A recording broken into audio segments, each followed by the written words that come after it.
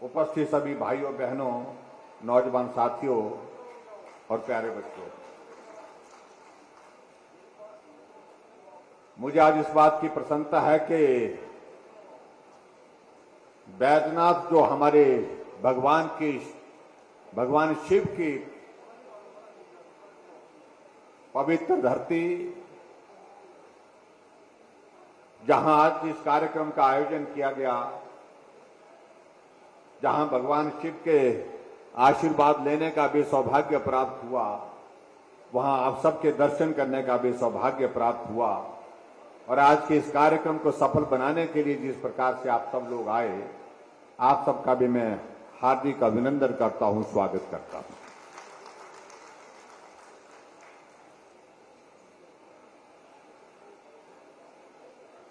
हिमाचल को देवभूमि कहा जाता है, और जब देवभूमि कहा जाता है तो स्वाभाविक रूप से हमारे मस्तिष्क में इस प्रकार का एक चित्रण बनता है कि इस धरती पर देवता निवास करते हैं।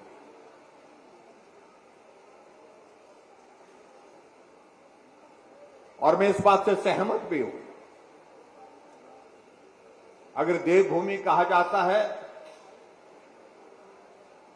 तो हिमाचल प्रदेश देवभूमि में रहने वाले जितने भी लोग हैं, वो आज भी अपनी संस्कृति को सम्मान करते हैं, अपनी पहचान के लिए जीते हैं। साधन की कमी, सुविधा की कमी भले ही हो सकती है, लेकिन उसके बावजूद अपने देवताओं के प्रति, अभी देवी देवताओं के प्रति जो श्रद्धा का भाव है, आदर का भाव, उसको सदैव जीवित रखते हैं।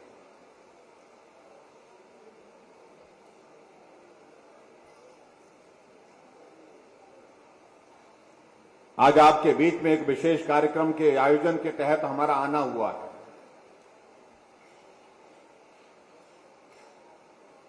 हिमाचल प्रदेश में हमारी सरकार का एक लक्ष्य रहा कि हम गरीब आदमी के करीब कैसे खड़े होकर के उसकी मदद कर सकते हैं, उसके लिए सदैव हमने प्रयत्न किया है, प्रयास किया है।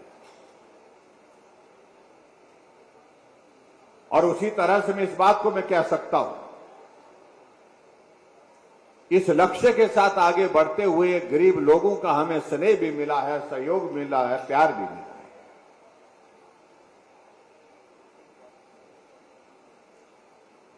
अपने साथियों के साथ चर्चा करने के पश्चात, अधिकारियों के साथ चर्चा करने के पश्चात, हम सबके मन में एक विषय आया कि बहुत सारे लोग ऐसे हैं जो गरीब हैं, लेकिन गरीब होने के बावजूद ऐसा नहीं है कि मनुष्य का कोई अपना अरमान नहीं होता है, अपनी भावनाएं नहीं होती है। व्यक्ति चाहे गरीब है, चाहे अमीर है, लेकिन सबकी अपनी भावनाएं होती है, अपनों के लिए भावनाएं होती हैं। और ऐसे में इस बात को लेकर के एक बात आई,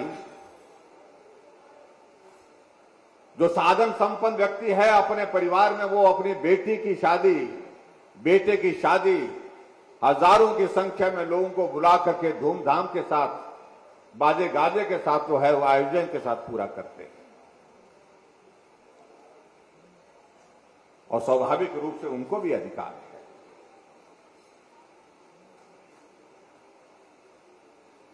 लेकिन एक गरीब आदमी इस प्रकार का भाव सोचता है, मैं अपने बेटे की शादी, अपनी बेटी की शादी करूं,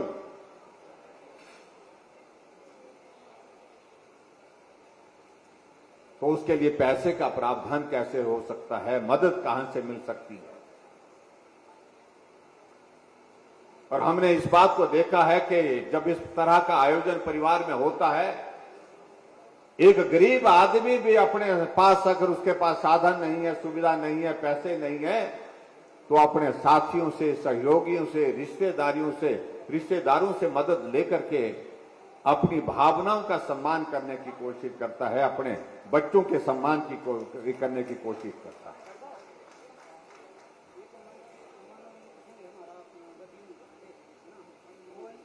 क्योंकि भावनाओं को रोका नहीं जा सकता है।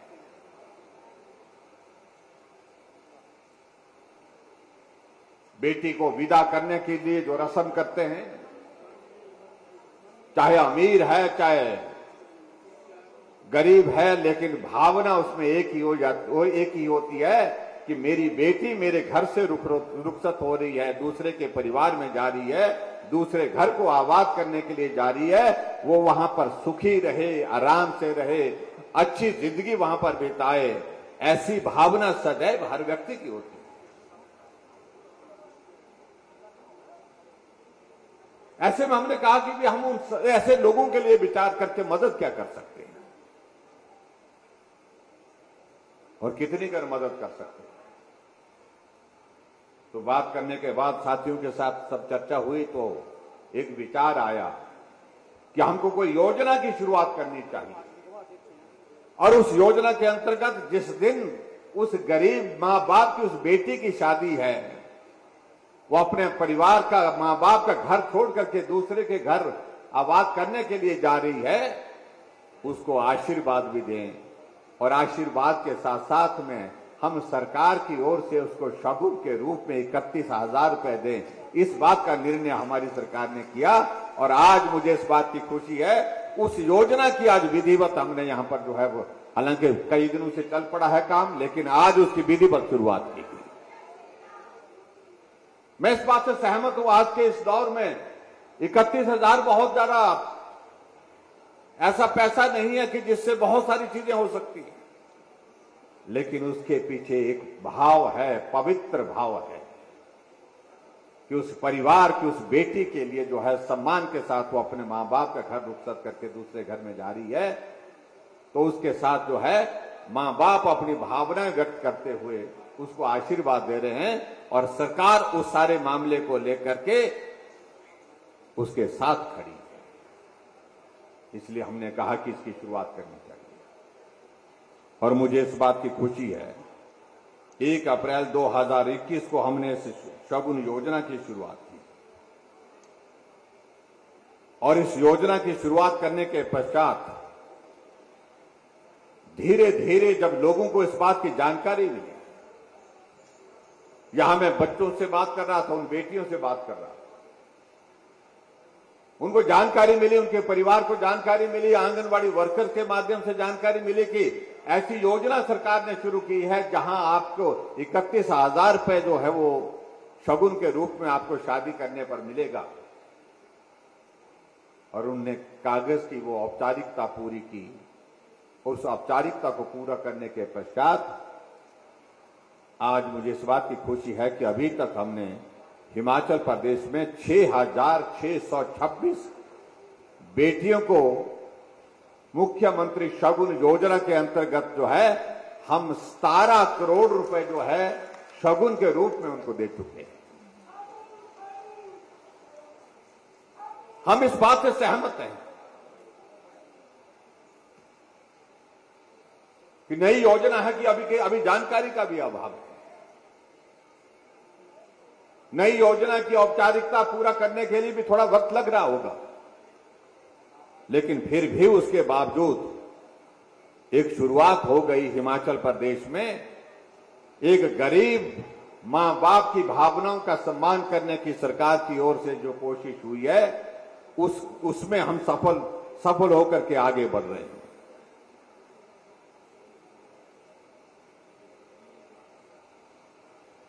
और यहां मैं बात कर रहा था, एक बेटी से बात कर रहा था, मैंने कहा 31,000 रुपए आपको सरकार की ओर से मिला, आपने कहां डाला, क्या खर्च किया उसका? अपने खाते में डाला या अपने पति के खाते में डाला?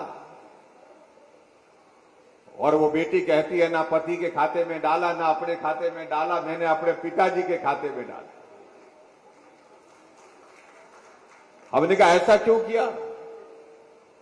कहा कि मेरी शादी की रस्म पूरा करने के लिए मेरे मां बाप ने खर्च किया था, और मैंने कहा कि आपकी बेटी होने के नाते मैं आपकी इसमें ये मदद कर सकती हूं, जो मुझे सरकार की ओर से शगुन योजना के अंतर्गत 31,000 रुपए मिला, और वो मैं आपको ही समर्पित कर रही हूं। और मैं इस बात को कह सकता हूं, एक बेटी ही कर सकती है ये काम, क्योंकि बेटी का भाव अपने मां बाप के प्रति श्रद्धा का और आदर का जिस प्रकार का होता है, ये दूसरा कोई आदमी सहजता से सरलता से नहीं कर सकता है। बेटी ने खड़े होकर के अपने बाप की मदद, पिता की मदद करने के लिए कोशिश की। मैं उस बेटी को नमन करता हूं, बहुत बहुत बधाई देता हूं। और इस योजना के अंतर्गत हमारी मंशा कि गरीब आदमी की मदद की दिशा में हम आगे बढ़े। हमारे कई साथी कहते होंगे कि क्या होता है 31,000 रुपए में, क्या होता है 31,000 रुपए में, कुछ होता है या नहीं होता। ये विषय नहीं सोचने का विषय तो यह है कि छोटी सी राशि जो मदद के रूप में हम दे रही हैं, उसके पीछे एक भाव है, उसकी श्रद्धा है, उसके पीछे एक भावना है, उसका सम्मान होना चाहिए। बेटी के बारे में बहुत सारे लोग आज से पहले बोलते रहे, लेकिन समस्या का समाधान बोलने से नहीं होगा, हमें आकर के व्यवहारिक रूप से काम करना होगा। हमें मदद के लिए खड़ा होना पड़ेगा, तब जाकर के हम मदद कर सकते हैं। और मुझे इस बात की खुशी है कि हिमाचल प्रदेश में हमारी सरकार ने, जैसे मुझसे पहले भी यहां पर वक्ताओं ने अपनी बात कही, कि एक नहीं अनेक योजनाएं महिलाओं को सुदृढ़ करने के लिए, सुदृढ़ीकरण के लिए, उनको मजबूती देने के लिए, आगे बढ़ने के लिए, उनके सशक्तिकरण की दिशा में हमने कदम उठाए हैं। और मैं इस बात को कह सकता हूं, आज पूरे हिमाचल प्रदेश में पंचायती राज संस्थाओं में 50% आरक्षण का विषय कब शुरू हुआ? जब भारतीय जनता पार्टी की सरकार थी और मैं ग्रामीण विकास और पंचायती राज मंत्री था। उस वक्त शुरुआत की थी। 50% महिलाओं का आरक्षण।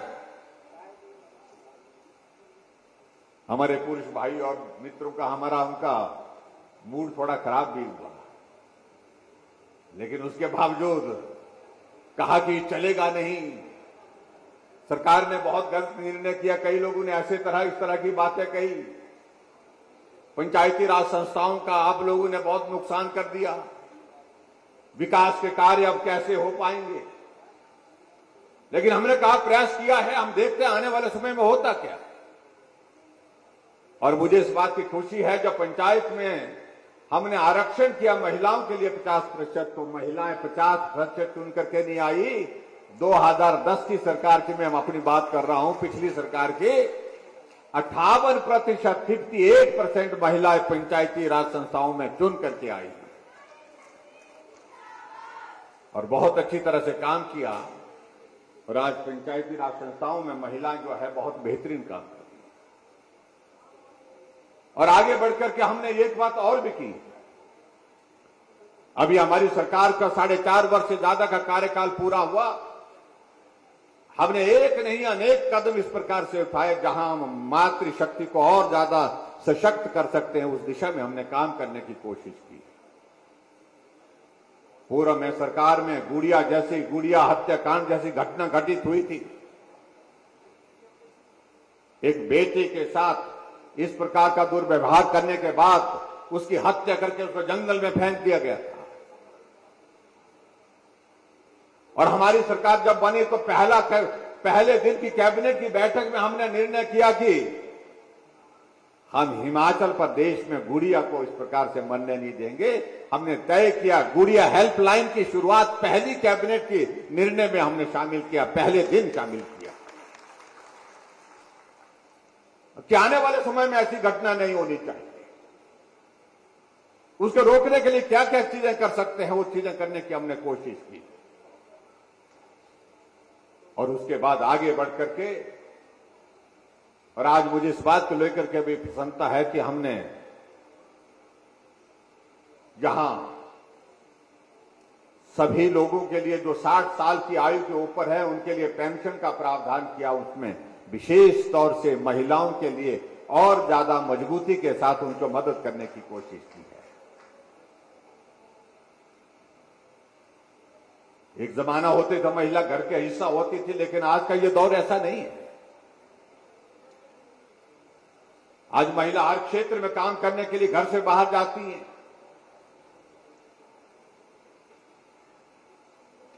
आज मैं यहां आकर के मैं देख रहा था, यहां स्टॉल लगे हैं सेल्फ हेल्प ग्रुप के, और सेल्फ हेल्प ग्रुप में बहुत बेहतरीन ढंग से अपने प्रोडक्ट बना करके उनकी मार्केटिंग कर रहे हैं। घर में बैठ करके अपने परिवार के लिए आय का जरिया खड़ा कर दिया। ये सबसे बड़ी बात है। जब हमने इस प्रकार से देखा कि हमारी मातृशक्ति आगे बढ़ना चाहती है, उनके लिए एक और मदद का रास्ता, इन सेल्फ हेल्प ग्रुप के लिए क्या रास्ता निकाले, तो हमने तय किया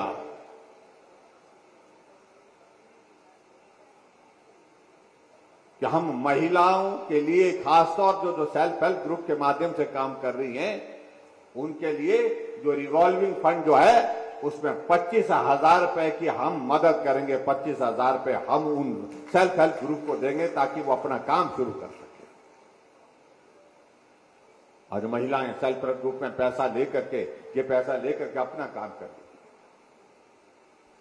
हमने ये भी तय किया कि जितने भी सेल्फ हेल्प ग्रुप है उनको जो लोन मिलता है वो सस्ते दर पर मिले, और उसमें 4% पर हमने जो है लोन देने की व्यवस्था की। ये भी हमने महिला सशक्तिकरण की दिशा में आगे बढ़कर के काम करने का एक और प्रयास किया। और उसी तरह से आगे बढ़कर के अभी हाल ही में जिसका जिक्र हमारे साथी भी कर रहे थे, हमने कहा महिलाएं हमारी आबादी का 50% हिस्सा है, और जब 50% उनका आबादी का हिस्सा है, उनके लिए और मदद क्या की जा सकती है, तो हमने निर्णय किया कि हमारी एचआरटीसी की जितनी बसें हैं उन बसों में महिलाएं जब काम के लिए जाती हैं, काम के लिए आती हैं, उनके लिए किराया भी 50% ही लिया जाएगा, 50% लिया जाएगा, आधा कर दिया जाएगा। हमारे विपक्ष के लोगों ने कई तरह की बातें करने की कोशिश, कहा कि आपने महिलाओं को मुफ्तखोर बना दिया। मुझे लगता है कि इस प्रकार के शब्दों का चयन महिलाओं के लिए, महिलाएं अपने सम्मान के लिए कुछ भी कर सकती है, ये उन मित्रों को समझना चाहिए। हमने तो सिर्फ एक रास्ता निकाला, मदद क्या कर सकते हैं उनके लिए, ताकि महिलाएं अपने घर से बाहर जाकर के काम के लिए निकलना चाहती हैं, उनको आर्थिक दृष्टि से तंगी ना हो, परेशानी ना हो। इसलिए हमने कहा कि किराया आधा करेंगे, और आधा किराया करके सभी माताएं बहनों ने काफी जोर से उसका अभिनंदन किया, स्वागत किया। और उसी तरह से आगे बढ़कर के हम देख रहे हैं, चाहे वो आशा वर्कर है, चाहे आंगनवाड़ी वर्कर है, जब कोविड का इतना बड़ा संकट आया तो इस संकट में उन्होंने बहुत बड़ी मदद की, पूरे समाज की, पूरे देश की, पूरे प्रदेश की। हमने उस दौर को भी देखा जब लॉकडाउन जैसी स्थिति पर पैदा हुई थी, और उसमें भी झोला उठा करके हमारी जो है बेटियां, जो आशा वर्कर और आंगनवाड़ी वर्कर जो है, फीमेल हेल्थ वर्कर, नर्सेज जो है, घर घर जाकर के लोगों के लिए उनके टेस्ट ले रही थी, उनके सैंपल ले रही थी, उनको जानकारी दे रही थी कोविड समय को हमको कैसे बचना है। अगर कोई कोरोना का मरीज घर में है तो उसके हेल्थ पैरामीटर भी उनके माध्यम से हम ले रहे थे, उसको बुखार कितना है,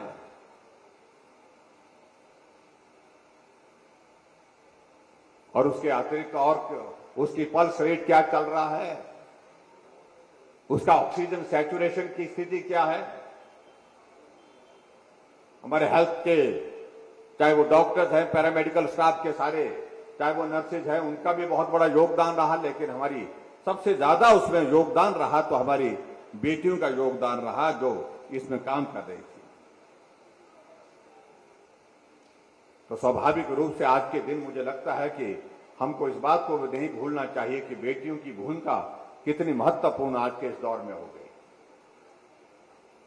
आज मैं आपके यहां पर बैजनाथ में इस कार्यक्रम में आया हूं, और मुझे इस बात की भी प्रसन्नता है कि बैजनाथ विधानसभा क्षेत्र के विकास के लिए सदैव जो प्रयत्न करने की आवश्यकता थी, उस प्रयत्न को हमने कभी भी छोड़ा नहीं। हमने इस क्षेत्र में एक नहीं बहुत सारी योजनाओं के माध्यम से विकास को गति दी,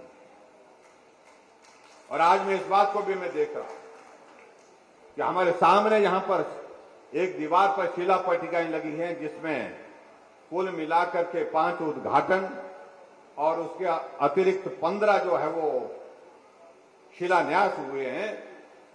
और उन सबकी अगर राशि अगर जोड़ दी जाए, सबको जोड़ दिया जाए, जो हमारे विपक्ष के हमारे कई साथियों को बहुत बुरी लगती है बात कि उद्घाटन क्यों हो रहे, शिलान्यास क्यों हो रहे हैं, मैं उनको ये जानकारी देना चाहता हूं कि तुम अपने दौर में जब सत्ता में थे, तुम अपने दौर में काम नहीं कर पाए।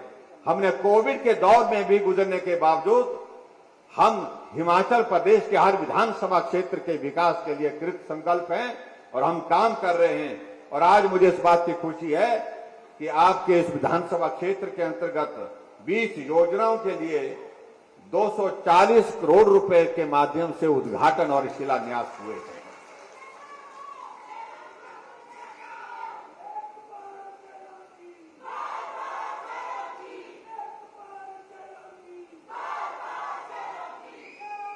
और उद्घाटन और शिलान्यास तब होते हैं जब उस क्षेत्र में विकास होता है। और मैं इस बात को भी मैं देख रहा हूं, पीडब्ल्यू डिपार्टमेंट में ही हमारे लगभग 97 करोड़ रुपए के उद्घाटन और शिलान्यास आज हुए हैं। और उसी तरह से बैजनाथ में हमारे आईपीएच विभाग के माध्यम से भी लगभग 116 करोड़ रुपए के जो है उद्घाटन और शिलान्यास आज के इस कार्यक्रम में हुए हैं। उसके लिए मैं आप सबको बहुत बहुत बधाई देता हूं।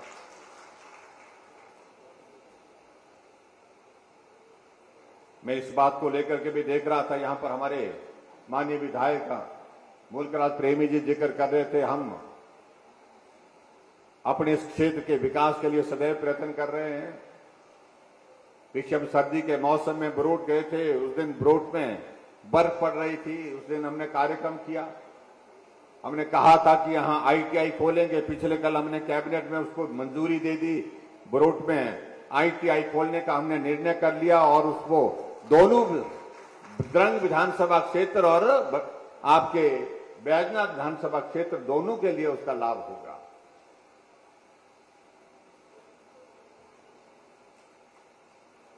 और ये भी मैं देख रहा हूं कि आपके यहां पर करीब 10 करोड़ की लागत से छोटा बंगाल में मुल्तान में एक कंबाइंड ऑफिस बन रहा है, उसका कार्य जारी है, उस भवन का निर्माण का कार्य जारी है। सकड़ी में लगभग 9.5 करोड़ की लागत से आईटीआई के भवन का कार्य जो है वो निर्माणाधीन है, यानी कि वो काम चला हुआ है। आयुर्वेद कॉलेज हमारा जहां पर भवन की आवश्यकता थी, उसके लिए centre of excellence for geriatric care के लिए, उसके लिए भी 8 करोड़ 38 लाख की लागत से उसका काम वहां पर चला हुआ है। खेती के भी सबस्टेशन के लिए वहां पर यहां पर बिजली की सप्लाई सुचारू रूप से हो, 6 करोड़ 60 लाख की लागत से वो कार्य भी चला हुआ है। आपकी वाटर सप्लाई की स्कीम, धान पानी सप्लाई स्कीम का निर्माण कार्य जो है लगभग 6 करोड़ 90 लाख की लागत से वो भी चला हुआ है। और इसी तरह से एक हमारी रक्कड़ में झरना पानी की स्कीम का, उसका कार्य भी 11 करोड़ की लागत से जारी है। टिकरी सगूर पानी सप्लाई की जो वाटर सप्लाई स्कीम है, उसका भी 3 करोड़ की लागत से वो काम भी जारी है।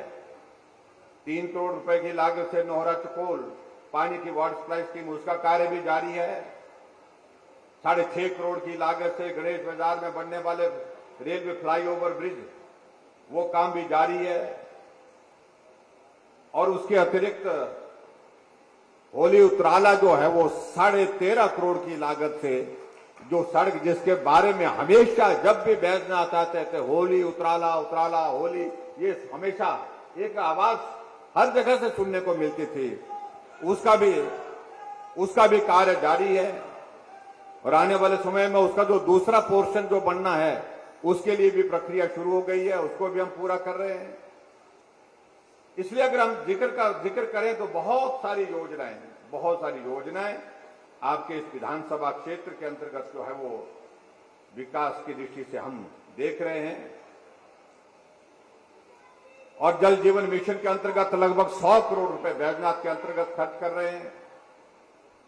मूलथाड़ में जो है वो डिग्री कॉलेज का भवन के लिए निर्माण के लिए जो कार्य शुरू हो रहा है उसके लिए 5 करोड़ रुपए की व्यवस्था हमने की है। बीड बिलिंग में हमने टूरिज्म का जो हमारा प्रोजेक्ट है, बहुत जल्दी हमारी कोशिश है उसका भी हम वो बन करके तैयार होगा, उसका भी हम उद्घाटन करेंगे। उसके लिए भी हमने पैसा एडीबी के अंतर्गत और नई राहें नई मंजिल के अंतर्गत दिया हुआ है।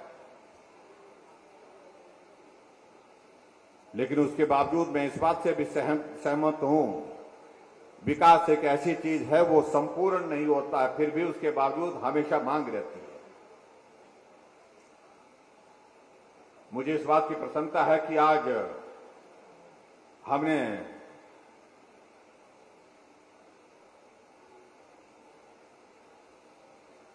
हिमाचल प्रदेश में एक नई शुरुआत भी, जिस योजना का हमने बाल पोषण योजना जिसका हमने जिक्र किया, जिसकी लॉन्चिंग विधिवत आज यहां की, उसके माध्यम से ये बहुत आवश्यक है कि हमारे आने वाली जो जनरेशन है वो मजबूत हो, दिमाग से भी और शरीर से भी मजबूत हो। और उसके लिए जो योजना को बाल सुपोषण योजना के अंतर्गत जो एक आपको पूरा कि बच्चे को किस वक्त जो है वो किस समय किस प्रकार से उसके लिए भोजन, किस प्रकार से कौन कौन सी चीजें दे करके वो बच्चा मानसिक रूप से भी स्वस्थ होगा और शारीरिक रूप से भी स्वस्थ होगा, सारी इसके लिए डिटेल एक योजना हमने शुरू की है। हालांकि हिमाचल प्रदेश उस पैरामीटर में पूरे देश भर में उन राज्यों में है जहां हम बहुत बेहतर काम कर रहे हैं, अच्छा काम कर रहे हैं, लेकिन फिर भी उसके बावजूद दूर दराज के इलाकों में कई जगह ऐसी भी परिस्थिति है जहां अभी तक और बेहतर काम करने की हमको जरूरत है। उस काम को भी हम पूरा करेंगे और मुझे पूरा भरोसा है उसको हम करेंगे। भाई और बहनों, मैं आप सबका बहुत आभारी हूं। हिमाचल प्रदेश में आप सबका सरकार बनने के पश्चात हर कदम पर आपका सहयोग मिला है, समर्थन मिला है। हमने बहुत सारी योजनाओं के माध्यम से हिमाचल प्रदेश में काम करने की कोशिश की है, लोगों की सेवा करने की कोशिश की है। आदरणीय प्रधानमंत्री नरेंद्र मोदी जी का आशीर्वाद हिमाचल प्रदेश के लिए सदैव, हिमाचल को अपना घर मानते हैं। आज तक के हिमाचल के इतिहास में कोई प्रधानमंत्री 4.5 वर्ष के कार्यकाल में 7 बार हिमाचल नहीं आया। पहले प्रधानमंत्री नरेंद्र मोदी जी 7 बार।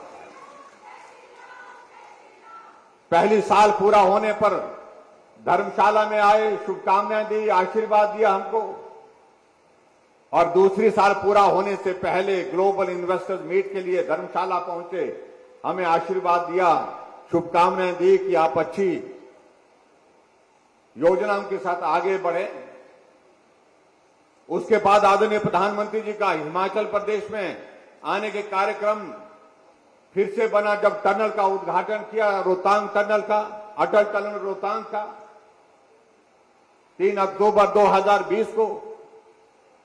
और उसके बाद अटल जी फिर से हिमाचल प्रदेश आए। जब 4 साल का हमारी सरकार का कार्यकाल पूरा हुआ तो मंडी के पड्डल के मैदान में आकर के उन्हें ऐतिहासिक रैली को संबोधित किया। 11,500 करोड़ रुपए के उद्घाटन और शिलान्यास किए और 28,000 करोड़ रुपए की ग्राउंड ब्रेकिंग जो प्राइवेट सेक्टर की इन्वेस्टमेंट हिमाचल प्रदेश में आई, उसके लिए वहां पर शुरुआत की।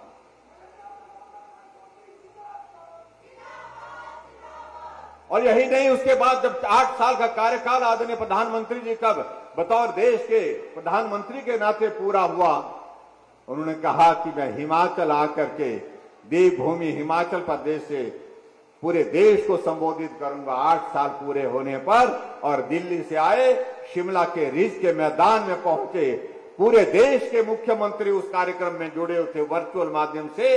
और आप लोगों ने देखा हुआ रिज के मैदान में पहुंचने से पहले प्रधानमंत्री जी जब शिमला के माल रोड पर पहुंचे तो उन्होंने गाड़ी छोड़ करके कहा, ये माल रोड मैंने वर्षों तक पैदल चली है। मैं लोगों को मिलता था, लोग हमें मिलते थे, लोगों के साथ बातें करते थे।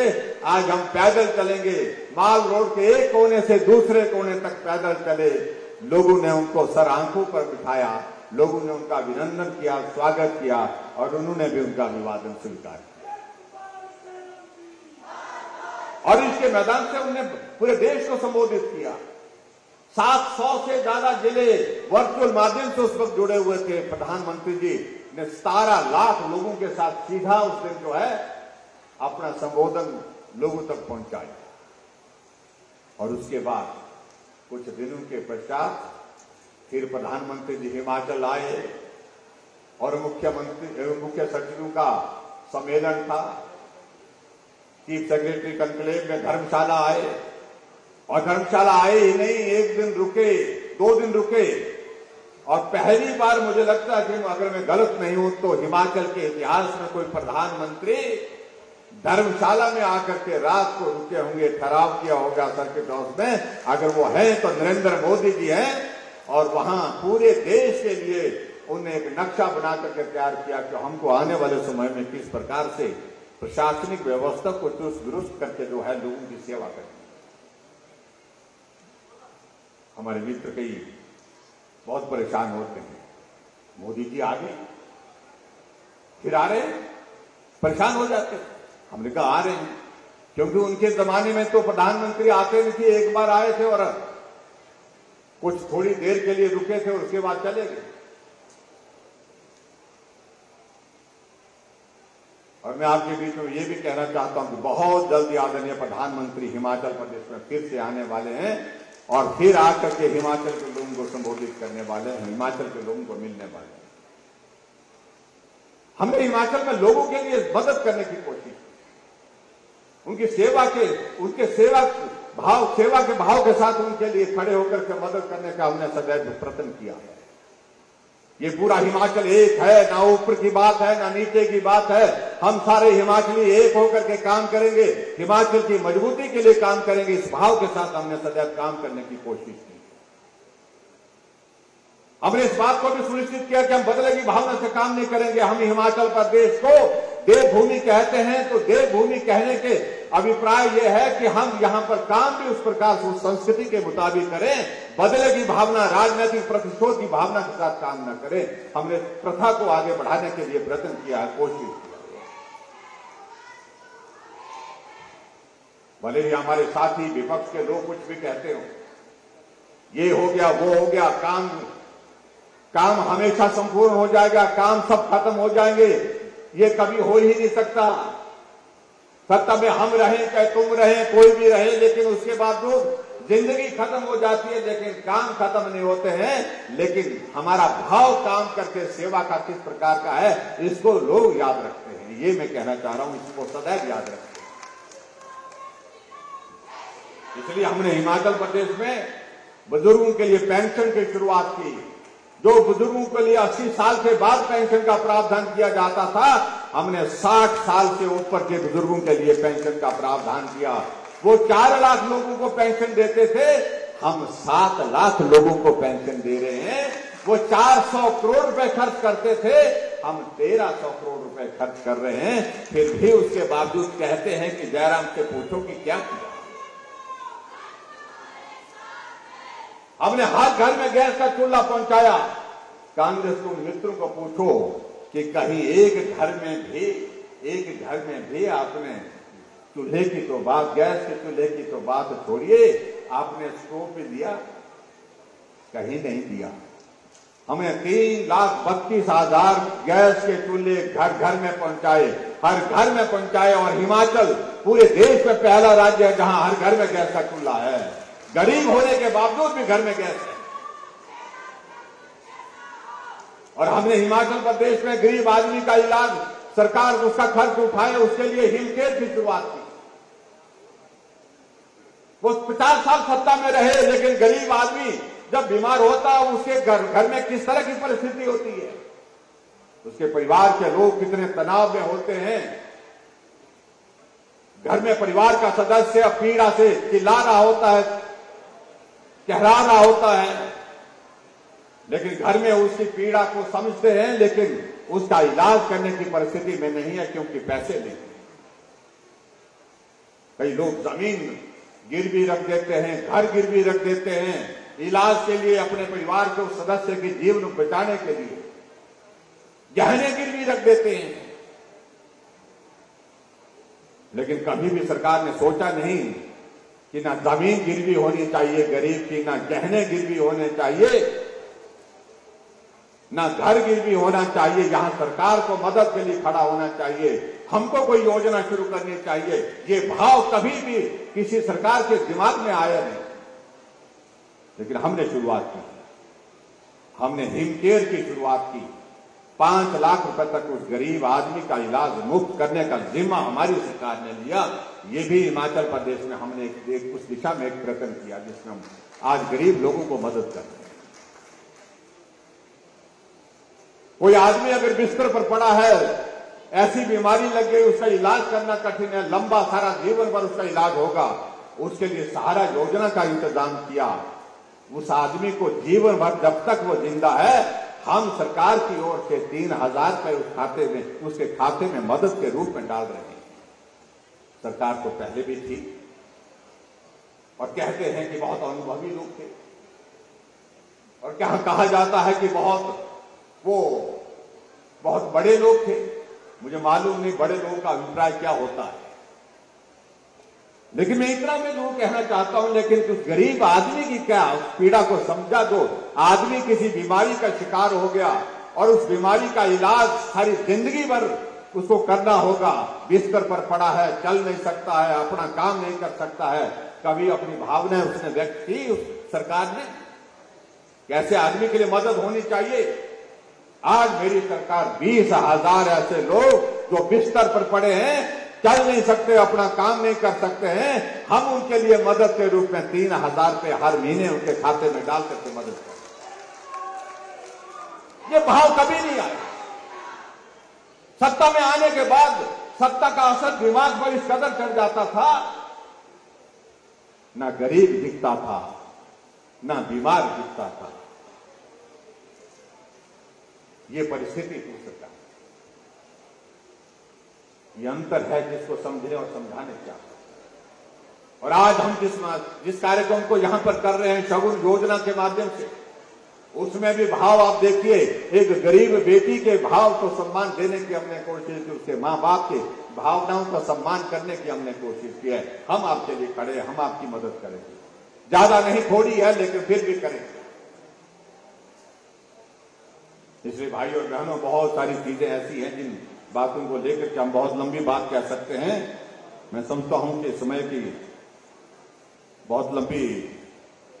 बहुत लंबा समय होने के कारण जो है अब ज्यादा बोलना उचित नहीं है। मैं आप सबके बीच में इतना जरूर कहना चाह रहा हूं,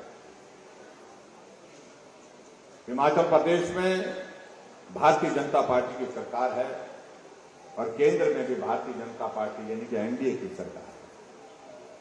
और स्वाभाविक रूप से हिमाचल अगर तरक्की के राह पर आगे बढ़ना चाहता है, जरूरत है कि दिल्ली और हिमाचल एक हो करके मिल करके चले। जो सरकार दिल्ली है वो सरकार हिमाचल में भी हो, इसकी बहुत बड़ी आवश्यकता है। और ऐसे में आप सबका आशीर्वाद चाहिए। आने वाले समय में नवंबर दिसंबर के महीने में जब भी चुनाव होगा, मुझे पूरा भरोसा है भगवान भोले की इस धरती बैजनाथ में भी आप सबका आशीर्वाद हमको मिलेगा। भाजपा की सरकार हिमाचल प्रदेश में फिर बनेगी और उस सरकार में, हिमाचल प्रदेश की सरकार में बैजनाथ से विधायक का भारतीय जनता पार्टी का होगा। इस बात को लेकर के मुझे पूरा विश्वास है, इस काम को आप करेंगे।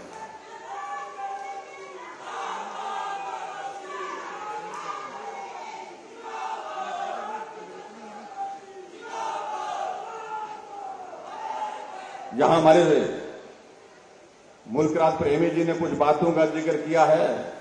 हमने कहा कि आज आपके इस विधानसभा क्षेत्र में लगभग 250 करोड़ रुपए को उद्घाटन और शिलान्यास किया, उसके बावजूद भी आप कह रहे हैं कुछ और चाहिए।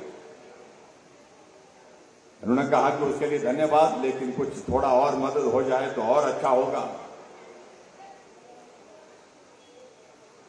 और यहां हमने कहा कि कुछ एक स्कूल है यहां पर राजकीय उच्च विद्यालय धानक, गवर्नमेंट मिडिल स्कूल पंजाला, राजकीय प्राथमिक पाठशाला लोट और राजकीय उच्च विद्यालय जंगपुर को जो इनको अपग्रेड करने की बात कही है, तो मैंने जितने भी ये स्कूल बताए गए हैं, मैं आपके बीच में ये कहना चाहता हूं, इन सभी स्कूलों को ये 9 पर पूरे आने चाहिए। कई जगह बच्चों की संख्या बहुत कम हो जाती है, कई जगह डिस्टेंस बहुत कम होता है, 9 पूरे करते हैं तो इन सभी स्कूलों को हम अपग्रेड करेंगे। जो जिस प्रकार से कहा गया, इनको अपग्रेड करके जो है जो दर्जा इनको हासिल होना चाहिए, उस दर्जे को हासिल करने के लिए काम करेंगे। और उसी तरह से एक बात कही गई कि चढ़ियार में सीनियर सेकेंडरी स्कूल है और वहां पर हमारी साइंस लैब नहीं है, अभी तक साइंस लैब का भवन नहीं है। और मैं आपके बीच में यही कहना चाहता हूं कि सीनियर सेकेंडरी स्कूल चढ़ियार के लिए साइंस लैब भी मैं स्वीकृत करता हूं। उसका एस्टिमेशन जितना भी बनेगा, जितना भी पैसा उसमें लगेगा, वो पैसा हम देंगे, उसको पूरा करेंगे। ये भी मैं आपके बीच में कहना चाहता हूं। इसके अतिरिक्त एक और बात हमने कही कि जो हमारा कंदराल महेशगढ़ सड़क का नाम जो है वो एक हमारे शहीद हैं राकेश कुमार, उनके नाम पर रखना चाहिए। और मैं इस बात को भी स्वीकार करता हूं, एक नौजवान ने अपने जीवन की कुर्बानी देश के लिए दी है और देश के लिए कुर्बान की है जिंदगी, तो स्वाभाविक रूप से उनका योगदान बहुत बड़ा योगदान है और उस योगदान को हमको सदैव स्मरण करना चाहिए। तो इस सड़क का नाम शहीद राकेश कुमार जी के नाम पर हम रखने की यहां पर घोषणा करते हैं। और उसके साथ साथ में इस सड़क को और बेहतर करने की दृष्टि से मैं पीडब्ल्यू डिपार्टमेंट को भी आदेश देता हूं, जहां पक्का करने की जरूरत है, इसको पक्का करने की दृष्टि से भी आप काम करें। ये भी मैं आपके बीच में कहना चाहता हूं, उसको भी पूरा किया जाएगा।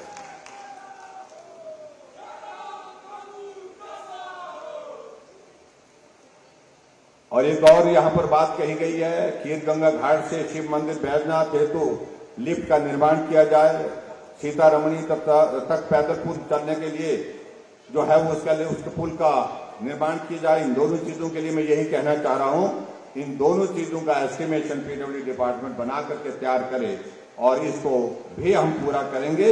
ये भी मैं आपके बीच में कहना चाह रहा हूं। एक और बात यहां पर कही कि बैजनाथ विकासखंड की 3 पंचायतें लंबा गांव व 7 पंचायतें पंचरुखी के साथ हैं, उन्हें विकासखंड बैजनाथ से जोड़ा जाए। कामकाज की दृष्टि से कहा गया कि नहीं तो थोड़ा वो हमको उल्टा पड़ रहा है, कामकाज के लिए जाना पड़ रहा है, तो इसलिए इसको भी मैं जो एडमिनिस्ट्रेटिव रिपोर्ट हमारी आएगी उसके मुताबिक जिस प्रकार से मांग की है उस प्रकार से हम इसको पूरा करेंगे। ये भी मैं आपके बीच में कहना चाहता हूं, इसको भी पूरा करेंगे ताकि लोगों को आने जाने के लिए सुविधा हो सके। और इसके अलावा एक और बात कही गई है, तिरहेल खुडली सड़क में रेलवे ओवरब्रिज, हालांकि एक रेलवे ओवरब्रिज के लिए हमने, क्योंकि इसमें बहुत एक लंबा प्रोसेस होता है, रेलवे डिपार्टमेंट के साथ टेकअप करना पड़ता है, उस सारी चीज के लिए पहले भी एक रेलवे ओवरब्रिज के लिए हमने शुरुआत की थी, उसका काम शायद चला हुआ है जिस प्रकार से बताया गया, और इसको भी हम रेलवे डिपार्टमेंट के साथ टेकअप करेंगे ताकि ये रेलवे ओवरब्रिज जो है बन करके तैयार हो, लोगों को आने जाने के लिए कठिनाई ना हो, उस दृष्टि से इसकी सुविधा हो, इस बात को भी हम सुनिश्चित करेंगे। ये भी मैं आपके बीच में यहां पर कहना चाहता हूं।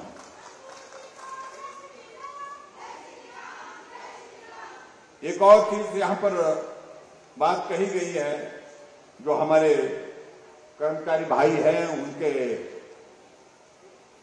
पूर्व कर्मचारी हैं, उनका एक कोई भवन का निर्माण कार्य यहां पर होना, और मुझे मालूम नहीं उसकी जमीन वगैरह की व्यवस्था है उससे हुआ है, उसके लिए कुछ पैसे की आवश्यकता बताई जा रही है, और मैं उस भवन के निर्माण के लिए सारे कागजात मुझे जो हमारे कर्मचारी नेता हैं वो सब लोग हमको दे दें, तो उसके लिए मैं यहां पर 10 लाख रुपए देने की जो है यहां पर घोषणा करता हूं ताकि उस भवन को भी बना करके पूरा किया जा सके। ये भी मैं आपके बीच में कहना चाहता हूं। अंत में एक बात और के लिए जिसमें खासतौर से विधायक महोदय जी आग्रह कर रहे हैं कि बैजनाथ के लिए कोई चीज बैजनाथ के साथ साथ में हमारा जो दूसरा जो इलाका है, खासतौर से जहां थोड़ा कठिनाई है, जहां मुश्किलें हैं, चढ़ियार में बोला ना, उस इलाके के लिए कुछ होना चाहिए। बैजनाथ के लिए मैंने कहा कि सारे हम चाह रहे हैं कि आने वाले समय में यहां पर कोई ऐसा पॉलिटेक्निक कॉलेज या इस प्रकार का इंजीनियरिंग कॉलेज की मांग की है हमने, वो सारी चीज को हम एग्जामिन कर लेंगे, जो औपचारिकताएं उसकी करने की उस दिशा में आगे बढ़ेंगे और आने वाले समय में उस पर निश्चित रूप से हम विचार करेंगे। अगर वो केंद्र से मदद मिलती है, प्रदेश से करना होगा, उन सारी चीजों पर सारी संभावनाओं को तलाशेंगे, लेकिन आपके इस इलाके के लिए और बेहतर क्या किया जा सकता है उसमें कोई कमी नहीं छोड़ेंगे। चढ़ियार में खासतौर से कहा है कि भी या तो आईटीआई खोली जाए या डिग्री कॉलेज खोला जाए, और मैं समझता हूं कि आईटीआई तो आपके विधानसभा क्षेत्र में 2-3 हो गई है मेरे ख्याल में ना, एक तो आपके ऊपर ब्रोटवाड़े इलाके में अभी कल नहीं खोली हमने, दूसरी आपकी आईटीआई यहां है। लेकिन चढ़ियार के लिए हाँ जी, नहीं देखिए, पॉलिटेक्निक कॉलेज का प्रोसेस बहुत लेंथी है, बहुत लंबा है। उसके लिए अगली बार के लिए सरकार बनाओ तो उसके लिए उसका भी इंतजाम करेंगे, ये भी मैं कहना चाहता हूं। लेकिन मैं इतना जरूर कहना चाहता हूं कि एक चीज का जो मैंने फीडबैक लिया कि वहां चढ़ियार वाला जो इलाका आपका थोड़ा कठिन है, थोड़ा दुर्गम है, यहां से थोड़ा दूर भी है, और वहां एक मांग आपके यहां से आ रही है कि अगर वहां पर डिग्री कॉलेज खोला जाए तो उस इलाके के लिए, बेटियों के लिए, बच्चों के लिए वहां पर पढ़ने की एक बहुत बेहतरीन सुविधा होगी। तो मैं आपके चढ़ियार में डिग्री कॉलेज खोलने की घोषणा करता हूं। डिग्री कॉलेज आपको दे दिया जाएगा और बाकी बातें जो है, जो रही होंगी, उनको आने वाले समय में पूरा करेंगे, इतनी बात कहता हूं। और आप सबका आशीर्वाद, आप सबका सहयोग निश्चित रूप से जैसे पहले मिला है, 10,000 से ज्यादा वोटों से आपने मुल्कराज प्रेमी जी को जिताया है, 13,000 वोटों से, और अब की बार ये 15,000 से पार होना चाहिए आंकड़ा जीतने का। इस काम को आप करिए और उसके बाद बैजनाथ में आप सबके दर्शन करने के लिए और भोले बाबा के आशीर्वाद देने के लिए हम आएंगे, और जो चाहिए होगा वो हम आपके इस क्षेत्र में करेंगे। इतना कहते हुए आप सबका बहुत बहुत धन्यवाद। नमस्कार, जय हिंद, जय हिमाचल।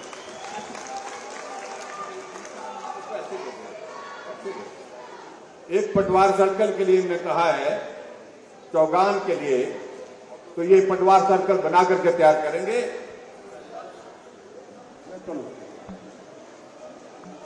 सैनिक रेस्पॉन्स के लिए कुछ औपचारिकताओं का दौर चल रहा है, उसको भी पूरा करेंगे, उसको बना करके देंगे। ये